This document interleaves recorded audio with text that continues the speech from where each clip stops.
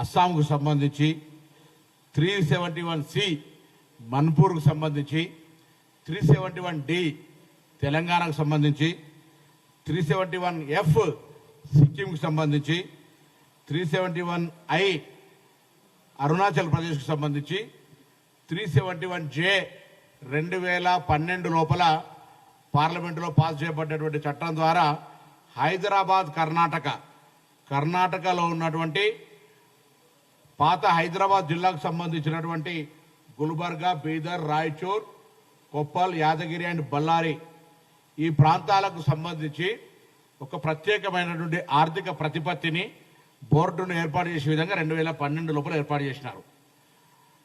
దాని తర్వాత మిగతా నేను చెప్పినటువంటి అన్ని ఆర్టికల్స్ అమెండ్మెంట్స్ అన్నీ కూడా ఆయా రాష్ట్రాలకు సంబంధించినటువంటి అంశాల మీద నిధులు ఒక ప్రత్యేకమైనటువంటి కార్యక్రమం ఉంది. 371D చదివినప్పుడు కూడా తెలంగాణకు సంబంధించినటువంటి ఉమ్మడి ఆంధ్రప్రదేశ్లో ఉన్నాయి ఈ అంశాలు అనేకం. సరే, ప్రత్యేక రాష్ట్రం ఏర్పడ్డ తర్వాత ఇందుకు సంబంధించినటువంటి ఏదైతే అంశాలు ఉన్నాయో వాటన్నిటికి సంబంధించినటువంటి అంశం ఒక ప్రత్యేక పరిస్థితులు ఉన్నటువంటి పరిస్థితుల్లో ఇప్పుడు 17th సెప్టెంబర్ అనే ఒక అంశం చేసుకొని హైదరాబాద్ కేంద్రంగా Bharatiya Janata party, TRS party ఒక డ్రామాలు ఆడుతున్నాయి. కాబట్టి కాంగ్రెస్ పార్టీ ఒక ప్రతిపాదన భారతీయ జనతా పార్టీ ముందట ప్రభుత్వానికి విజ్ఞప్తి చేస్తా ఉన్నది. టీఆర్ఎస్ పార్టీ కూడా ఈ అంశం తీసుకొని రేపు పార్లమెంటు వేదికగా తెలంగాణ ప్రయోజనాల కోసం పోరాడమని చెప్తా ఉన్నది. ఎందుకంటే గత 8 సంవత్సరాలుగా మీరు భారతీయ జనతా పార్టీ అధికారంలో ఉన్నప్పుడు కూడా అది GST ప్రజలకు వ్యతిరేకమైన బిల్లు కావచ్చు, నోటు రద్దు కావచ్చు, వ్యవసాయ చట్టాలు కావచ్చు, ఎప్పుడు కూడా చట్టా పట్టాలు వేసుకొని తిరిగి 8 సంవత్సరాలుగా ఇప్పుడు వరి ధాన్యం కొనుగోలు అంశం నుంచి మీరు ఇద్దరు విభేదించుకుంటున్నట్టుగా విమర్శలు చేసుకుంటా ఉన్నారు అనేక సందర్భాల కూడా. కానీ ఎప్పుడు కూడా తెలంగాణ విభజన హామీలకు సంబంధించి గత 8 సంవత్సరాలుగా లేదా తెలంగాణకు సంబంధించినటువంటి అనేకమైనటువంటి అంశాల విషయం లోపల మీరు ఈ ప్రభుత్వం మీద ఒత్తిడి తీసుకురాలే. ఈవెందో 8 మండలాలు సీలేరు ప్రాజెక్టు పోయినాడు కూడా మీరు ఈ రాష్ట్రంలో ఉన్నటువంటి అన్ని పార్టీలను తీసుకొని కేంద్రం మీద ఎంత ఒత్తిడి తేవాలో తీసుకొచ్చేటువంటి ఒక ప్రయత్నం చేయలే. అందుకే ఇలా మిమ్మల్ని టీఆర్ఎస్ పార్టీకి నిజంగా తెలంగాణ అంశాల పట్ల చిత్తశుద్ధి ఉన్నట్టయితే నేను ఇలా ప్రతిపాదన చేస్తున్న డిమాండ్ మీద మీ పార్టీ కూడా కలిసి వచ్చి కేంద్రం మీద ఒత్తిడి తెచ్చేటువంటి ఒక ప్రయత్నం చేయాలని డిమాండ్ చేస్తా ఉన్నా. ఇవాళ నరేంద్ర మోడీ గారు 371 ఆర్టికల్ అప్లికేబుల్ ఉన్నటువంటి గుజరాత్, మహారాష్ట్రకు సంబంధించినటువంటి మన అహ్మదాబాద్ నుంచి గుజరాత్కు స్పెషల్ ట్రైన్, బుల్లెట్ ట్రైన్ తీసుకెళ్తా ఉన్నాడు. నిజంగా ఇవాళ 371D కావచ్చు, 371 ఆర్టికల్ కావచ్చు, ఏ అంశాలున్నా దేశంలో రాజ్యాంగపరంగా కొన్ని ప్రత్యేకమైనటువంటి ప్రొవిజన్స్ తెలంగాణ రాష్ట్రం ఏర్పడినప్పటికీ కూడా ఆ తెలంగాణ మీద ఉండబడేటువంటి కేంద్రం యొక్క ఆశీస్సులు, కేంద్రం నుంచి రావాల్సిన నిధులు, కేంద్రం నుంచి ప్రత్యేకమైనటువంటి ఇవ్వాల్సినటువంటి ఏ దృష్టి అయితే ఉందో అది ఈ మధ్య రావడం లేదు.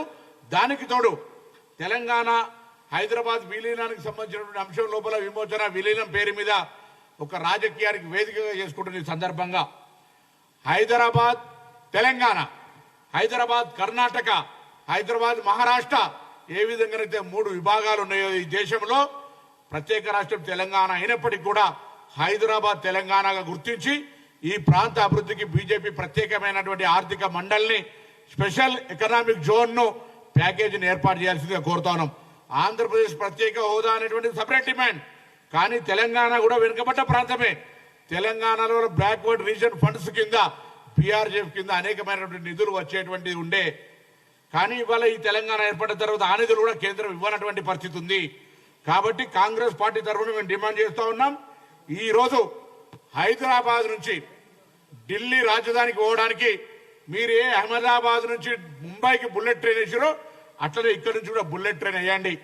ఇక్కడ కూడా తెలంగాణ లోపల విద్య, వైద్య, ఉపాధి అవకాశాలు మెరుగుపడడానికి ప్రత్యేకమైనటువంటి నిధులు తీసుకొని కేంద్రం నుంచి మీరు ఇక్కడ అటువంటి ప్రాజెక్టులు తీసుకురమ్మని కోరుతా ఉన్నాం. మీరు ఎప్పుడైతే 17th సెప్టెంబర్ పొలిటికల్ గా వాడుకునే ప్రయత్నం చేస్తా ఉన్నారో, హైదరాబాద్ కేంద్రాన్ని రాజకీయంగా వాడుకునే ప్రయత్నం చేస్తా ఉన్నారో, కేంద్రం నుంచి మీరు 8 సంవత్సరాలుగా ఈ తెలంగాణ రాష్ట్రానికి, హైదరాబాద్ తెలంగాణకి ఏం తీసుకొచ్చారో చెప్పాల్సినటువంటి అవసరం ఉందని డిమాండ్ చేస్తూ ఇవాళ ఈ రాజ్యాంగంలో పేర్కొన్నట్టుగా తెలంగాణ ప్రత్యేకమైనటువంటి అభివృద్ధికి సంబంధించినటువంటి 371Dలో ఉన్నటువంటి నిబంధనలు రాష్ట్రం ఏర్పడగానే మొత్తం తొలగిపోలేదు. ఆర్థిక అసమానతలున్నాయి, ఈ తెలంగాణలో వెనుకబడ్డ జిల్లాలు ఉన్నాయి. ఈ తెలంగాణకు సంబంధించినటువంటి అనేక అంశాలు కేంద్రం నుంచి వచ్చేటివి ఉన్నాయి. కాబట్టి వాటిని తేవడానికి భారతీయ జనతా పార్టీ కృషి చేయాలని సందర్భంగా మేము కాంగ్రెస్ పార్టీని డిమాండ్ చేస్తున్నాం. ఇవాళే నేను మల్లికార్జున ఖార్గే గారితో కూడా మాట్లాడిన 371J ద్వారా హైదరాబాద్ కర్ణాటక రాష్ట్రంలో ప్రత్యేకమైన నిధులు అనేకమైనటువంటి వందల వేల కోట్ల రూపాయలు వస్తూ ఉన్నాయి. ఆ ప్రాంతం లోపల ప్రత్యేకమైనటువంటి ఇండస్ట్రీ వస్తూ ఉంది. ప్రత్యేకమైన ఇన్ఫ్రాస్ట్రక్చర్ క్రియేట్ అవుతా ఉన్నది.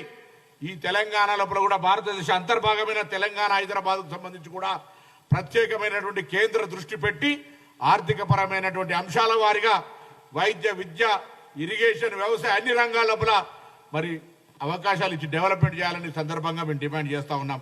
అంతే తప్ప రాజకీయంగా వాడుకోవడానికి మాత్రమే హైదరాబాద్ వేదిక చేసుకోవద్దని టీఆర్ఎస్ బీజేపీని కోరుతూ ఇప్పుడు ఈ ప్రాంతంలో అందరూ ఢిల్లీకి బై ఫ్లైట్ పోలేరు. అది న్యాయపరంగా కావచ్చు, టూరిజం ప్రకారం కావచ్చు, అధికారికంగా కావచ్చు, వ్యాపార పరంగా కావచ్చు, పోవడానికి దేశంలో అహ్మదాబాద్ ముంబైకి ఎందుకు హైదరాబాద్ నుంచి ముంబై ఢిల్లీకి కూడా దేశ రాజధానికి తెలంగాణ దక్షిణ భారతదేశంలో ఉన్నటువంటి రాష్ట్రపతి సౌత్ క్యాంప్ కూడా ఇక్కడ పరిస్థితుల్లో ఇక్కడ నుండి ఒక బుల్లెట్ ట్రైన్ వేసే ప్రయత్నం చేయండి. ఇంకా అంతర్జాతీయంగా ఈ ప్రాంతానికి తీసుకురాగలిగేటువంటి అవకాశాలు ఉన్నాయని కూడా పారిశ్రామిక రంగంగా, విద్యారంగంగా తీసుకొచ్చేటువంటి ప్రయత్నాలు చేయమని చెప్పి సందర్భంగా భారతీయ జనతా పార్టీని డిమాండ్ చేస్తున్నా. అది కాక వదిలిపెట్టి ఇలా 4వ దశ ముగింపు యాత్ర జరుగుతూ ఉన్నట్టు బండి సంజయ్. నేను బండి సంజయ్ గారి యాత్ర కూడా నేను గతంలోనే కరీంనగర్ బిడ్డగా, కరీంనగర్ పార్లమెంట్ సభ్యుడిగా, ఆయన వ్యవహార శైలి తెలిసిన వాడిగా, ఇది బండి సంజయ్ పాదయాత్ర కాదు, ఇది విహారయాత్ర, కేసీఆర్ ప్రాయోజిత యాత్ర అని చెప్పినా ఆయనకి ఎప్పుడు సెలవు 3 కావాలంటే సెలవు తీసుకుంటాడు. ఎప్పుడు పాదయాత్ర వదిలిపోయి ఎప్పుడు కార్యక్రమంలో పాల్గొంటాడు.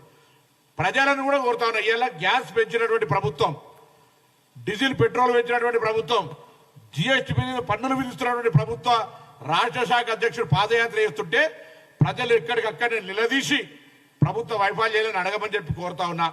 తెలంగాణ విభజన హామీలు అమలు చేయనటువంటి పార్టీ నాయకుడిగా, తెలంగాణ బిల్లును పార్లమెంట్లో వ్యతిరేకించినటువంటి నాయకుడిగా వీళ్ళు పాదయాత్ర చేస్తుంటే ప్రజలు స్వచ్ఛందంగా నిలదీసి ఇలా పాదయాత్ర యొక్క అసలు స్వరూపాన్ని బయటపెట్టేటువంటి ప్రయత్నం చేయాలని తెలంగాణ సమాజాన్ని కూడా ఈ సందర్భంగా నేను కోరుతా ఉన్నాను.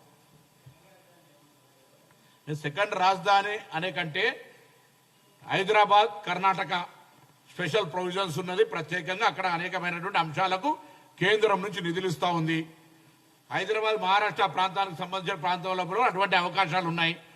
హైదరాబాద్ తెలంగాణ లోపల కేంద్రం నుంచి నయా పైసా వస్తలేదు. కేంద్రం కూడా ప్రత్యేకమైనటువంటి నిధులు కేటాయించడం ద్వారా హైదరాబాద్ అభివృద్ధికి దోహదపడాలి. కేంద్రం ఊరికేనే రాజకీయానికి వాడుకోవడానికి వేదిక కాదని నేను డిమాండ్ చేస్తాను.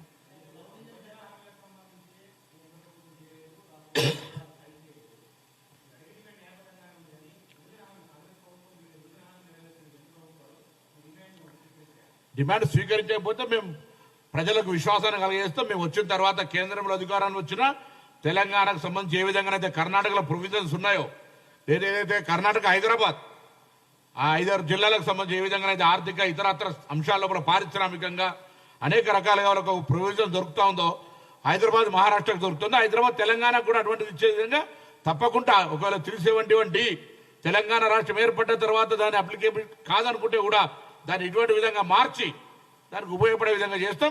ఆ ప్రయత్నం భారతీయ జనతా పార్టీ చేయమని డిమాండ్ చేస్తాను. మేము డిమాండ్ చేస్తామంటే మేము అక్షరంగా చేస్తామనే కదా. మేము ఆనాడు విభజన హామీలు ఇచ్చినామంటే మేము ఆనాడు చెప్పినాం. మేము మా అధికారంలోకి వస్తే చేస్తామనే మాట ప్రత్యేక హోదాతో పాటుగా రాహుల్ గాంధీ గారు చెప్పినారు. ఇవాళ తెలంగాణకు పోరాడిన వ్యక్తులంగా తెలంగాణ విభజన హామీలు అడగడంలో విఫలమైన కేసీఆర్ను, ఇవ్వడంలో విఫలమైన బీజేపీని ప్రజల ముందు ఉంచేటువంటి ప్రయత్నం చేస్తా ఉన్నాం. రేపు మేము అధికారంలోకి వచ్చినాక బరాబర్ తెలంగాణ ప్రజల ఆకాంక్షలకు అనుగుణంగా ఇచ్చిన మాట నిలబడి అమలు చేస్తాం.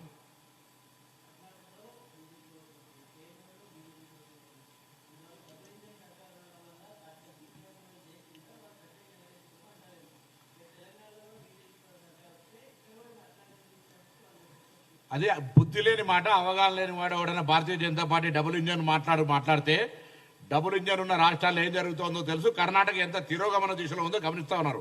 నేను అడుగుతాను, constitutional provision even Bharatiya Janata party సర్కారులుందా, Congress సర్కారులుందా? నేను రాజ్యాంగం మీద విశ్వాసం గల వ్యక్తిగా నేను మాట్లాడుతా ఉన్నా. రాజ్యాంగ పరంగా అధికారం ఇచ్చినటువంటి సంక్రమించిన అధికారాల అమలుకు సంబంధించిన అడుగుతా ఉన్నా. ఇవాళ డబుల్ ఇంజన్ ఉంటే అవుతుంది, డబుల్ ఇంజన్ లేకపోతే దీనికి ఏం ప్రభావం పడేది లేదు.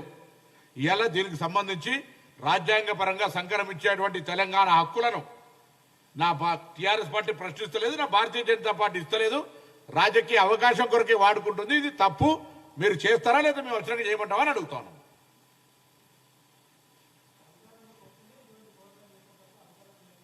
ఎవరు ఈ పోరాటం అధికారం లేని కాబట్టి అడుగుతున్నామే, అధికారం వచ్చినా చేస్తూ ఉంటావు. ఏం చేస్తావు? నువ్వు జేబులో పైసలు ఇవ్వంటే లేవు, పైసలు వచ్చినాక ఇస్తా ఉంటావు, కానీ ఇప్పుడే ఇస్తాను జేబులో చేయటం లేవు కదా. ఇప్పుడు నేను అడుగుతా ఉన్నా, డిమాండ్ చేస్తున్నా, పోరాటం చేస్తా ఉన్నా, రేపు వచ్చినాక చేస్తా అంటున్నా. అంతకంటే నేను ఇంకేం చెప్పాలి, నువ్వేం చెప్తావు?